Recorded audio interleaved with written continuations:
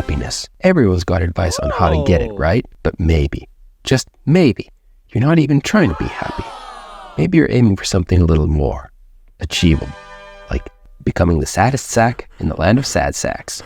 You know, really lean into the whole life is pain thing. And hey, that's a much easier target. Lucky for you, I've got 7 surefire ways to sail straight into the sea of sorrow. Buckle up, Buttercup, because if you're not already doing at least one of these, you're probably too well adjusted. Let's fix that.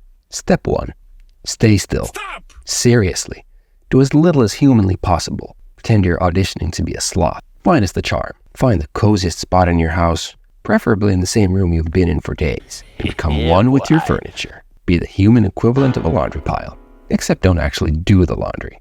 Pro tip, laundry's for suckers. Let the beautiful weather outside mock you. Go for a walk. Who needs sunshine and fresh air when you can sit inside in your sweatpants until they become a part of you? Moving even the slightest bit could accidentally trigger happy chemicals in your brain. We can't have that. Keep stillness your BFF. And bonus points if you develop a medical issue from it. Fun! Now, let's ruin your sleep. Insomnia, baby. She's like the weird roommate who refuses to leave and makes everything worse. Good night's sleep? Nah, who needs that? A regular sleep schedule is fragile, delicate even. So naturally, it's your job to completely wreck it. Go to bed at wildly different times every week. Want to spice it up? Wake up at random times too. That'll confuse the productive part of your brain so much that it won't know what to do with itself. And when you sleep in until noon, tell yourself you're catching up on sleep, even though you feel like garbage when you wake up, no matter what. It's all part of the plan. Irregular sleep is like an express ticket to the misery cruise. Don't miss the boat. No, what better way to support sleep sabotage than with a delightful addiction to screens? Boredom might make you move. We've already covered why movement is the enemy, so let the glowing light of your phone or TV keep you company. Who needs actual human interaction when the algorithm has your back? Netflix? Yes. TikTok until 3 a.m.? Double yes. Let your screen be the last thing you see before you fall into your chaotic sleep and the first thing you reach for when you wake up. It's like having a needy, clingy relationship with technology. And trust me, those screens are designed by the brightest minds who want nothing more than to keep you glued to them like a moth to a particularly depressing flame. It's a group effort, really. While you're glued to your screen, here's a bonus tip. Feel your negative emotions like it's your full-time job. Get mad. Get anxious. Let the world's problems pile up until you're drowning in helplessness.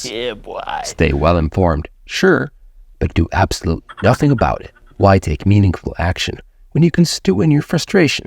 It's the fast track to despair. Oh, and if you ever decide to act, make sure it's something tiny and inconsequential. Sign a petition or tweet something passive-aggressive, then feel utterly disappointed when nothing changes. Perfect. At this point, if you're following along, misery should be kicking in nicely. But beware, your brain has a sneaky habit of wanting to set goals, which might accidentally get you out of this downward spiral. Don't worry though, here's an easy fix. When that productive part of your brain starts whispering, maybe we should set a goal, you're going to laugh in its face and say, sure, but let's make it a ridiculous one. Forget, I'll do a load of laundry, and go for, I'm going to clean the entire house, top to bottom, in one day. It's impossible. And that's the point. By setting these massive, unachievable goals, you'll guarantee failure. Plus, you get to feel even worse for not finishing what was basically a superhero-level task.